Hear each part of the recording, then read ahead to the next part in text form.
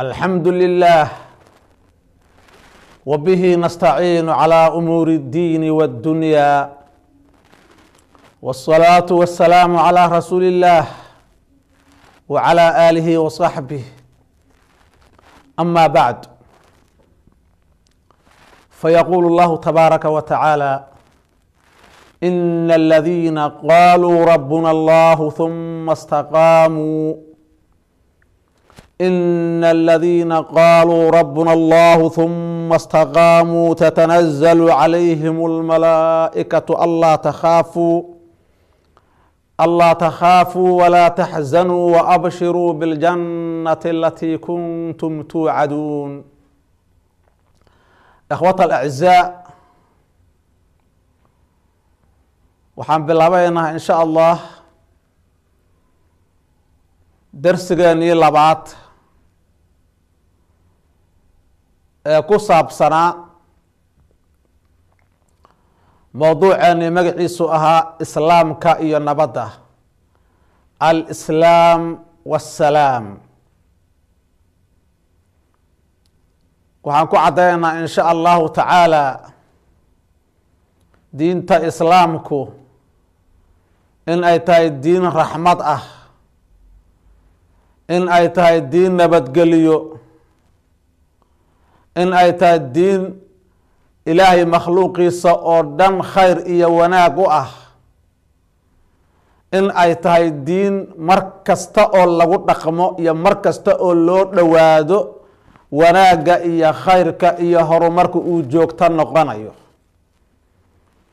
wanaaggaasina aanu ku ekaanaynin adduunyada keli ah ee uu yahay sacaadu daarayn inuu yahay, liibaan adduun iyo aakhiro inuu yahay, nicmo adduun iyo aakhirah inuu yahay. sidaa darteed haddii aada aragto iyada oo dad muslimiin ah ay ku nool yihiin nolol cariiri ah, ay ku nool yihiin nolol amni darro, ay ku nool yihiin nolol kala dambeyn la-aan iyo nidaam la-aan iyo dowlad la-aan ay ku nool yihiin, islaamkii ayaanay ku dhaqmaynin, islaamkii ayaanay si sax ah run uga sheegaynin. haddii islaamka la qaato khayr dhimanaanayaa ma jiro adduun iyo aakhiro. islaamku waa nabadgeliyo, waxaana shacaar u ah islaamka nabadgeliyo. hadalka ugu badan ee muslimiintu ay ku hadlaan ee adduun iyo aakhiraba ay isku tacdiimiyaan, isku duceeyaan, isku qadariyaan salaamta weeyaan, waa nabadgeliyo. assalaamu calaykum, nabadgeliyo korkaaga ha ahaato. cashar gaar ah ayaan siin doonaa in sha allahu tacaala. ilaahay subxaanahu wa tacaala sidaa uu dadka muslimiinta ah u siiyey salaamta in ay isugu duceeyaan nabadgeliyo, sidaas oo kale ayaana jannada wanaagsan ee rabbi uu dadka waan wanaagsan uu u diyaariyey oo halku dhig uga dhigay, salaam uga dhigay iyo nabadgeliyo iyo salaam la isku salaamo, la isku qadariyo, la isku karaameeyo salaamta islaamka oo nabadgelyo ah. intaas keliya ma aha, cashar kasta oo aan qaadano oo aan qur-aanka kariimka ah iyo ku dhaqankiisa uga hadalno, axaadiista rasuulka calayhi salatu salam aan ku xiji doono insha allah taala uga hadalno, tawxiidka iyo iimaanka iyo islaamka arkaantiisa aan uga hadalno, sidaas oo kale ay uga cad yihiin. tusaale waxaan usoo qaadanaynaa in sha allahu tacaala cinwaanka muxaadarada iyo aqwaasha iyo halku dhigyada islaamka uu leeyahay oo rabbi subxaanahu wa tacaala uu siiyey ee nabadgelyada laga cabirayo. dayb, muxaadaradan ciwaankeedu waxa weeyaan alislaam wassalaam. waa sii raacsanaa halku dhigyada kale, muxaadarooyinkanina kulligood in sha allahu tacaala ay isku xigsan doonaan oo ay canaawin u noqon doonaan. alislaam wassalaam waa ciwaanka muxaadarada, alislaam wassalaam.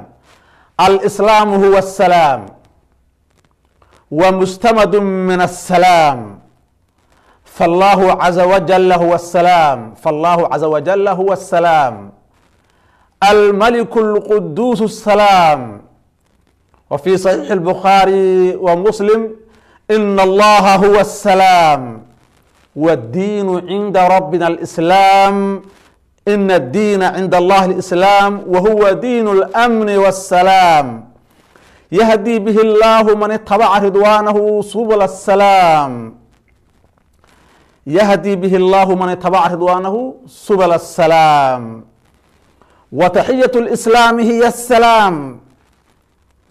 ونبينا محمد عليه الصلاة والسلام نبي الرحمة والسلام، ونبينا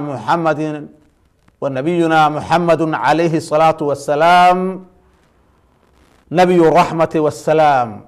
والرحمة هي خلاصة الأمن والسلام، والصلاة تنتهي بالسلام.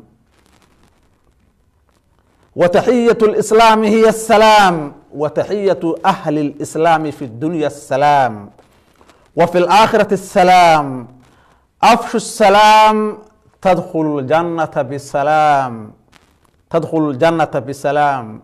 وتحية هؤلاء المؤمنين يوم القيامة في الجنة سلام. والله يدعو إلى دار السلام، والله يدعو إلى دار السلام. وتحية الله والملائكة أهل الجنة هي السلام، والجنة دار السلام. والملائكة يدخلون عليهم من كل باب سلام، دعواهم فيها سبحانك اللهم وتحيتهم فيها سلام، لا يسمعون فيها لغوا إلا سلاما، وفي الواقعة إلا قيلا سلاما سلاما. وقال مجاهد وعطاء بالتي هي أحسن يعني بالسلام.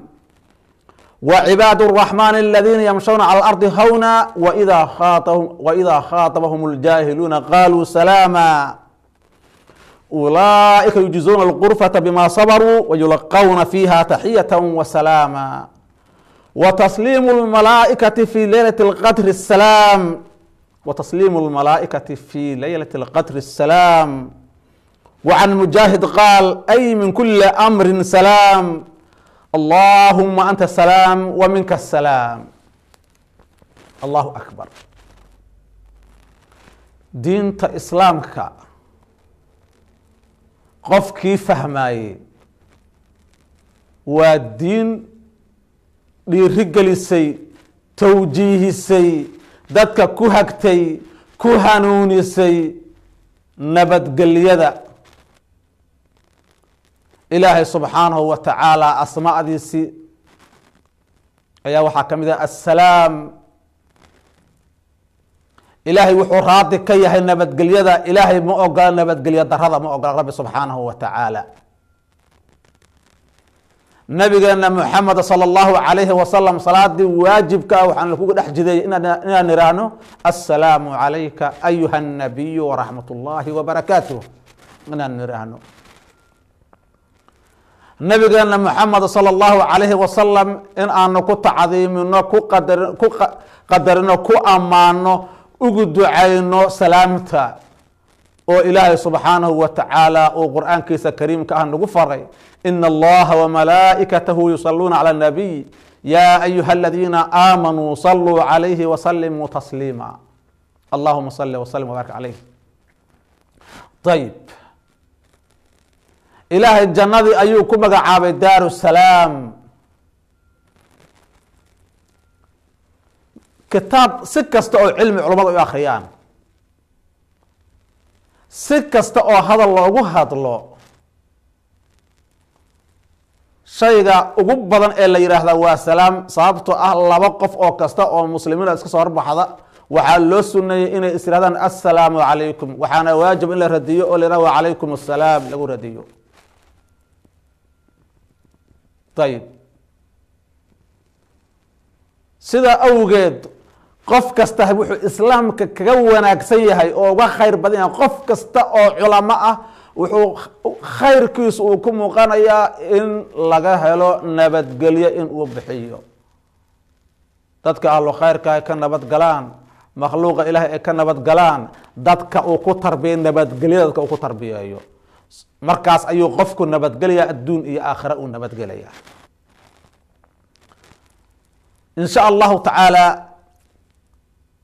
ayadahan aanu ka hadlayno oo inta badan fi suurati Fussilat aan ka soo qaadanayno waxaan rabnaa marka koowaad jannada iyo wanaagga ay leedahay iyo macaanka ay leedahay in aan baranno in aan isku akhrino si aan u raadino oo aan u dalabno marna haddaad janno dalabto oo noqoto ruux janno doonaya aada noqoto waxaad noqonaysaa ruux macaasida ka fogaada tawxiidka dhowra islaamnimada dhowra xaqa dhowra ilaahay ateeca subxaanahu wa tacaala ummadana dhowra ayaad noqonaysaa markaas adigoon dhowrsaanaysaa adduun iyo aakhiro ilaahay wuxuu yihi subxaanahu wa tacaala ina aladiina qaaluu rabbuna allahu huma istaqaamuu kuwii yidhaahdeen rabbuna allah rabbigeenu waa alla weeye rabbigeenu alla weeyaan subxaanahu wa tacaala rabbuna allah hadduu mar qofku yidhaahdo waa qof ilaahay subxaanahu wa tacaala rumeeyey imaamyaalkii islaamka waxay ku magacaabeen waxay ku fasireen tawxiidka waa qof yidhi laa ilaaha ila allah muqtadihii ay keensanaysana la yimid oo camal wanaagsan sameeyey markuu qofku mu'min noqdo iimaan uu yeeshay kow iimaan ayuu yeeshay uma istaqaamuu markaasuu dana ku toosnaaday daacadii rabbi subxaanahu wa tacaala ayuu ku toosnaaday markuu ilaahay qiray subxaanahu wa tacaala markii ilaahay isu dhiibay subxaanahu wa tacaala ayuu daacadii ku toosnaaday marka ina aladiina qaaluu rabbuna allah uma istaqaamuu waxa weeyaan aladiina aamanuu wacamiluu الصaalixaat weeyaan waa kuwii iimaanka laga helay ee haddana camalka wanaagsan sameeyey istiqaamadu marka waa toosnaan weeyaan markii uu yihi rabbigeenu alla weeye markii ay yidhaahdeen oo qofku yihi rabbigeygu waa alle ilaahay baan qiray subxaanahu wa tacaala ilaahay subxaanahu wa tacaala ayaan xaqiisii ayaan aqoonsaday ilaahay ayaan rumeeyey markii qofka mu'minkaa uu yidhaahdo waxaa u dhiman marka inuu ka run sheego markaasaa ilahay wuxuu leey subxaanahu wa tacala markay sidaas yidhahdeen kadib uma istaqaamuu haddana toosnaadeen oo dariiqii xaqa ahaa ku toosnaadeen oo siraadkii mustaqiimka ahaa ku toosnaadeen oo ilaahay diinkiisii ku toosnaadeen maxay marka noqonayaan dadkaasi dad nabadgalay ayay noqonayaan ilaahay uu nabadgeliyey subxaanahu wa tacaala laga nabadgalay ayay noqonayaan wax alla wixii dhib loo geysto iyo dadka ahlufasaadka ay dhib u geystaan oo dhan waa ku sabrayaan markaasaa ilaahay adkaysinaya subxaanahu wa tacaala markay ahlubaatilka iska dhicinayaan ilaahay wuu ka adkaysinaya subxaanahu wa tacaala wa ina jundana lahum lghaalibuun ayay noqonayaan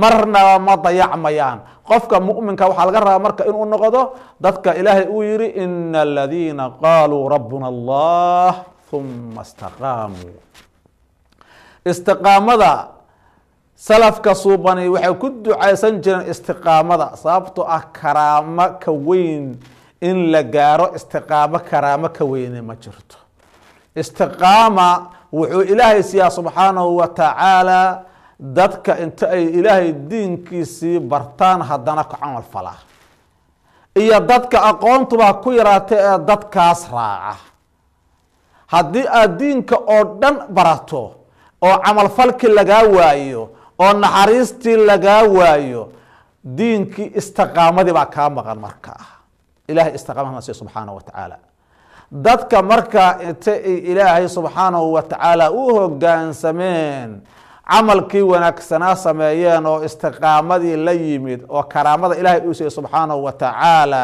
maxay leeyihiin marka dadkaasi marka nafta laga qaadaba gargaar ayay helayaan ilaahay baa malaa'igtiisa usoo dirayo oo ilaahay subxaanahu wa tacaala ayaa wehel uga dhigay addoomankiisii oo doortay barakasana malaa'igta ah marka aad loo cabsanayo xashriga waqtigaasna sidaas oo kale malaa'igta ilaahay ayaa dhinac istaagaysa markii ay jannadii iyo daartii wanaagsaneed daarusalaam galaana malaa'igta ilaahay ayaa u tahniyadeynaysa oo salaamaysa oo sharfaysa ilaa rabbi subxaanahu wa tacaala ilaahay uu malaa'igta salaamta uga soo faro oo ilaahay uu salaamo subxaanahu wa tacaala oo ilaahay ay la kulmaan caza wajalla oo ilaahooda ay arkaan. allahu akbar. markaasuu rabbi wuxuu yihi subxaanahu wa tacaala ina aladiina qaaluu rabbuna allahu huma istaqaamuu tatanazalu calayhim almalaa'ika. ilaahay malaa'igtiisii ayaa dushooda kusoo deganaysa, raxmad ayaa hareynaysaa, malaa'igtii ilaahay ayaa korkooda kusoo deganaysa. dadka mu'miniinta ah ee wanaagsan ee istiqaamada ilahay uu siiyey subxaanahu wa tacaala maxay leeyihiin? allah takhaafuu, laa takhaafuu, ha cabsanina, walaa taxzanuu, hana murugoonina. ha cabsanina oo meeshii adduunyada ahayd ee aad ka timaadeen ee laydinka oofsaday ha ka welwelina, ha ka cabsanina, hana murugoonin oo qabriga iyo maxsharka iyo xisaabta ayaa ka welwelina. intaa oo dhan midna ka welwelina. wa abshiruu biljannati alatii kuntum tuucaduun. malaa'igta ilahay waxay leedahay, ilahay qur-aankiisa kariimka noogu sheegayo, bishaaraysta jannadii la idin ballan qaadi jiray markii aad adduunka aada joogteen. ku bishaaraysta adduunka marka jannada ilaahay subxaanahu wa tacaala qur-aankiisa kariimka uu noogu sheegayo oo ilaahay uu dadka mu'miniinta wanaagsan allaha naga dhiga oo u ballan qaadayo oo rasuulka calayhi salaatu salaam u ballan qaadayo oo ilaahay subxaanahu wa tacaala uu waxyiga uga keenayo jannada, ballanqaadka jannada siinaya dadkii khayrka shaqaystay, kuwii sharta iyo fidnada iyo xumaanta iyo kufriga shaqeyna naarta loo ballan qaadayo. dadkii rumeeyey weeyaan.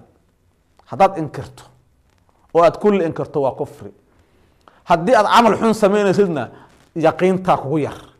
haddaad og tahay oo aad rumaysan tahay jannada iyo nicmooyinka ka buuxa iyo ilaahay ballanqaadka uu dhex dhigay, iyo haddaad og tahay waad u shaqaysan lahayd. sababto ah nolol aan laga dhimanaynin oo aan weligeed la gaari karin haddaad adduunkao dhan lagu siiyo hal maalin inta laga dhexlo jannada aadan gaari karin weeyaan.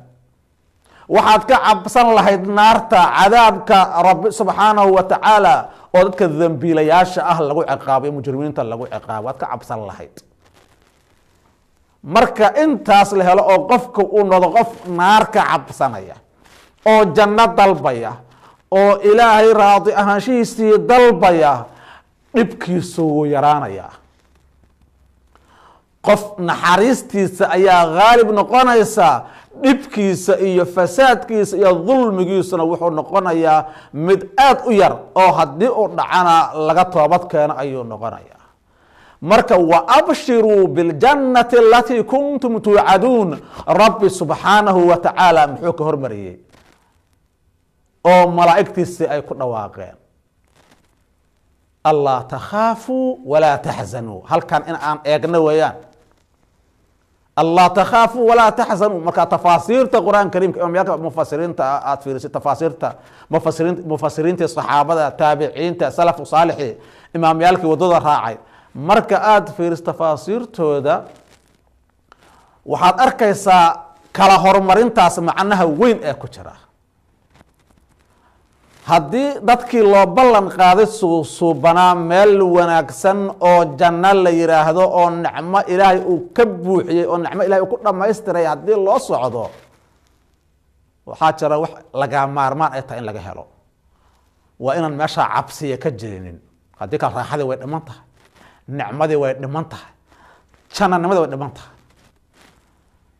marka waxaa laga hormariyey cabsi la-aan, in aanay cabsanin oo aanay welwelin oo aanay walbahaarinin. maxaa laga qaatay marka? cid kasta oo ummadda welwel iyo cabsi iyo dhib iyo halaag badaahi waa cid jannadaas aan ahl u ahayn weeyaan. ma rabtaa janno, ma rabtaa bishaaro, amniga ummadda amnigeeda khalkhal ha gelinin. dadka muslimiinta ah ha dilin, ha iftoonin wax muslimiinta lagu dilo, ha keenin siyaasad muslimiinta lagu laayo, lagu qaxiyo, lagu baaba-asho, ha keenin. amnigaas iimaanka ayaa lala xariiriyey. marka aad tahay ruux amniga khalkhal geliya dhibaato geliya adigana amnigaaga adduunka ku ekaan maya aakhira ayaa ammaan darra kugu dhacaysa ilaah baan ka magan galnay fitnadana waxaa imaam u ah oo dadka fitnada ugu yeerahay ibliis weeyaan malaa'igtu waxay ugu yeertaa cabsi la-aan iyo walwal la-aan iyo bishaaray xambaarsan tahay sababta ibliiska magacyadiisa waxaa ka mid ah shaydaanka ibliiska waxaa ka mid ah fataan wixii fidna ah iyo wixii fasaad ah iyo wixii xumaan ah shaydaanka iyo kuwa raacay xaggiisa ka ahaatay waxaa laga yaabaa adigoo qof mas-uul weyn isu haysta adigoo qof qiimo leh isu haysta adigoo qof madaxa isu haysta adigoo qof culama isu haysta in aad tahay ruux wadadaas khawfka iyo fidnada iyo fasaadka iyo dhibaatada qaaday ha laga digtoonaado waxaa haddii aan laga hormarin lahayn oo mu'miniinta nabadgeliyo iyo barwaaqo aan loo ballan qaadi lahayn oo aan nabadgelyo la maqashiin lahayn janno raaxo uma aanay dareemeen iska daa jannada dhexdeeda amniga qiimaha fiqhiga ilahay na siiyo subxaanahu wa tacaala man yurid illaahu bihi khayra yufaqihu fi ddiin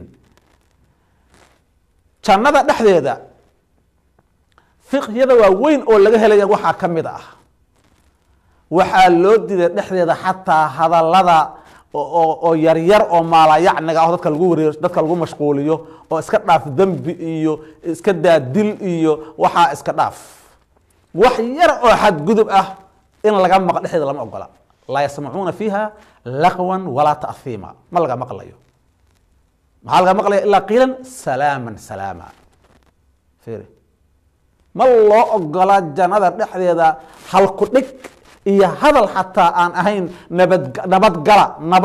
nabadgelyo korkiina ha ahaato waad nabad gasheen aan ahayn ma loo ogola allahu akbar maxaa keenay in dadka muslimiinta ah wadamaha muslimiinta ah in ay noqdaan meelaha ugu cabsida badan leh maxaa keenay isagoo ilahay dhul barwaaqa ah dhulka ugu jawiga wanaagsan ilaahay uu siiyey juqraafiga meelaha ugu fiican ilahay ka dejiyey subxaanahu wa tacaala maxaa keenay waqtiga ugu fiican la siiyey naacawda ugu fiican la siiyey maxaa keenay diintii islaamka la siiyo nabadgelyada aheed la siiyey maxaa keenay in ay noqdaan kuwa wadamada ugu qaska badan ugu fidnada badan yihiin fidno qof abuura oo ummadda nabadgelyo u diidan waxaa ugu weyn oo diinta islaamka ay cadaysay oo mawaadic khaasan aan siin doonaa insha allahu tacala mawduuceenan dadka ummadda dhiga dowlad la-aanta dowladooda ka rida mar haddii dowladda la rido amnigii faraha ayuu ka baxay soomaaliya qofa loo sheegi maayo dadka ummadooda u dida dowlad la-aan ay ku dhacdo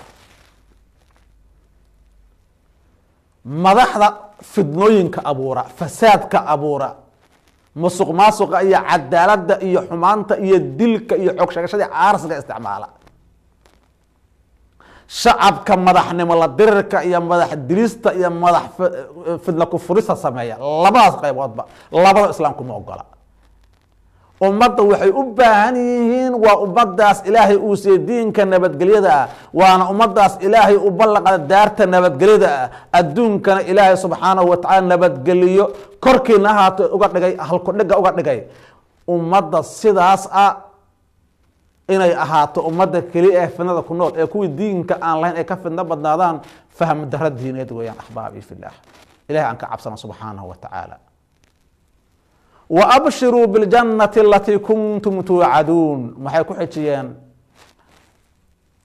نحن أولياؤكم في الحياة الدuنيا وفي الآkhرة waxaanu nahay dadkii idinla xariiray ayaanu nahay kuwii idin xariirinaya ayaan nahay kuwii garabkiina ayaan nahay adduunyada ayaanu ahayn aakhirana sidaas ayaan nahay imise ayay malaa'igtu dadka mu'miniinta wanaagsan imise ayay la qabtaan garbahooday saaran yihiin wanaagooda ayay qoraan malaa'igtii raqiib iyo catiib karaman kaatibiin malaa'igta waan wanaagsan ee ilahay amaana subxaanahu wa tacaala ee acmaasheena qorta malaa'igta xafaadada la yiraahdo malaa'igta sayaaxiinta la yiraahdo ee meel kasto aan dikri aanu ku hayno imaanaya cilmiga meesha lagu akhrinayo meesha khayrka adkaarta lagu akhrinayo baaqiyat saalixaadka lagu akhrinayo ayay imaanayay ee ilaahay subxaanahu wa tacaala u gudbinayay riboodkan iyagoo naga ogaal badan ilaahay gaarsiinaya camalka wanaagsan ee aan samayn ilaahay gaarsiinaya subxaanahu wa tacaala ee ilaahay markhaati uga dhigayay in loo dembi dhaafay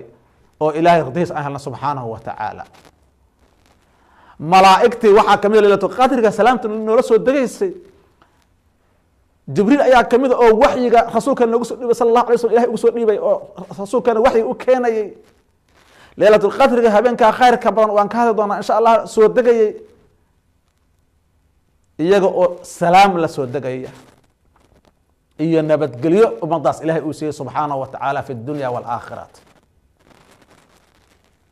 malaa'igtii isla cirbinaysay salaada subaxa iyo casarka oo acmaashan la kor yeelaysay lama soo koobi karo. naxnu wliyaaukum fi lxayaati اdunya wa fi laakhira. markaas maxay leeyihiin ilahay ay ka siiyaan subxaanahu wa tacaala qur'aan kariimka ilahay noogu sheegaya walakum fiiha ma tashtahii anfusukum walakum fiiha ma tadacuun nuzula min gafuuri raxiim. ilahu nasiih ya rab alcaalamiin. jannada dhexdeeda waxaad leedihiin wax alla iyo wixii aad jeclaystaana leedihiin. naftiinu wax alla waxay rabooto adduunka marna ku heli maysid. wax alla waxa aad rabto janna un baa lagu helaa. qofkii israda wax alla waxaad rabto oo dhan adduunka ku hel, dhibaato iyo mahaalig ayuu ku dhacaa. waa janno meesha lagu helayaa wax alla iyo waxa aad rabto. walakum fiiha ma tashtahii anfusukum walakum fiiha ma tadacuun. wax alla waxaad u yeerato waxaasaa raba markaad tirahdo jannada dhexdeeda oo kuu diyaar ilaha kuu diyaaray subxaanahu wa tacaala. ayib wax alla waxaad u yeerato diyaar ayay kuu yihiin. maxaa ka sii weyn? waxaa ka sii weyn markayba kugu soo dhacdaba walakum fiiha ma tashtahii anfusukum. mar alla tashtahi anfusakum mar alla marka kugu soo dhacdo waa haysataaba. ay kugu soo dhacaysaba waxaad haysataa wax alla wixii aad rabtay. allahu akbar. haddii ilaahay uusan daarusalaam ka dhigi lahayn meel nabadgeliyo oo aan colaad iyo aflagaado iyo xadgudub iyo dulmi meel ka jira haddii ahaan lahaa intaas hataa raaxa ma aysan noqoteen.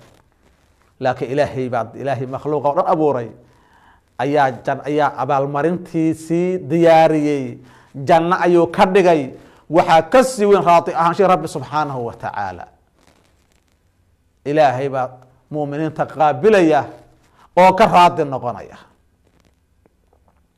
markaasay waxay leeyihiin wax alla iyo wixii aad dalbataan ayaad leedihiin. wax alla wixii idinku soo dhaca oo qalbiga kusoo dhacana isla markaas waa haysatid jannada dhexeeda. nuzula min gafuuri raxiim. maxaa waaye arrinkaas?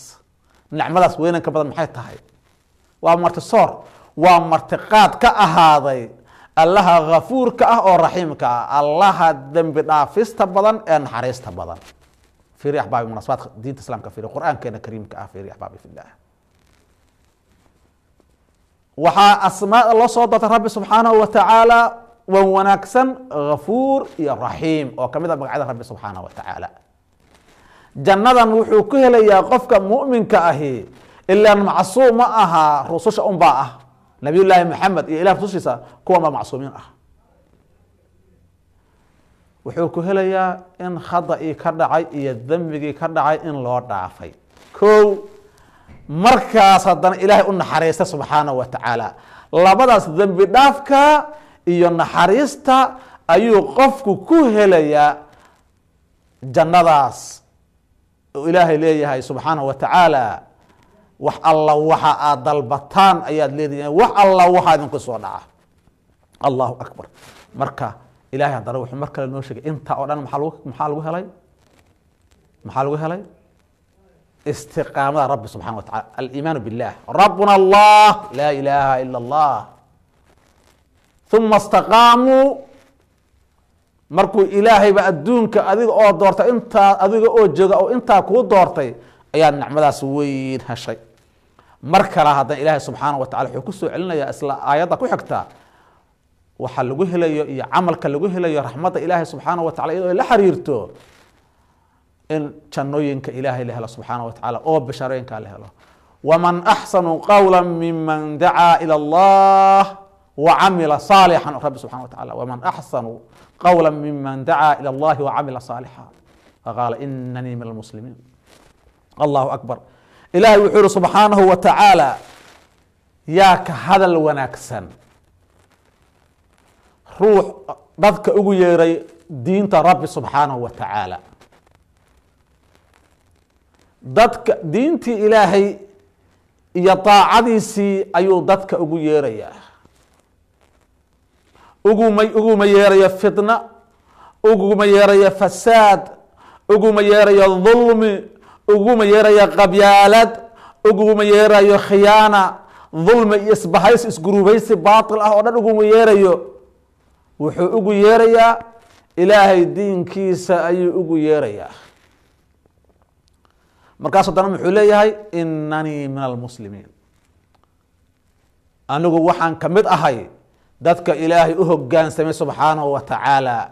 waxaan ka mid ahay ina aladiina qaaluu rabbuna allah uma istaqaamuu, kuwii rabbi u yihi subxaanahu wa tacala ayaan ka mid ahay. ina aladiina qaaluu rabbuna allah uma istaqaamuu inanii min almuslimiin.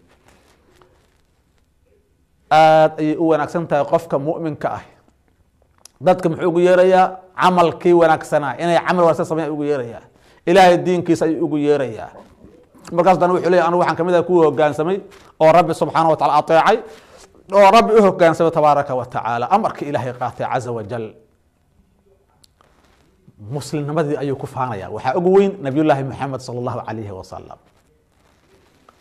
waxaa ku xiga dadkii isaga raacay, saxaabadii kuwii raacay, dadkii suusuubanaa, saalixiintii, ducaadii barakaysneed, imaamyaalkii diinta islaamka.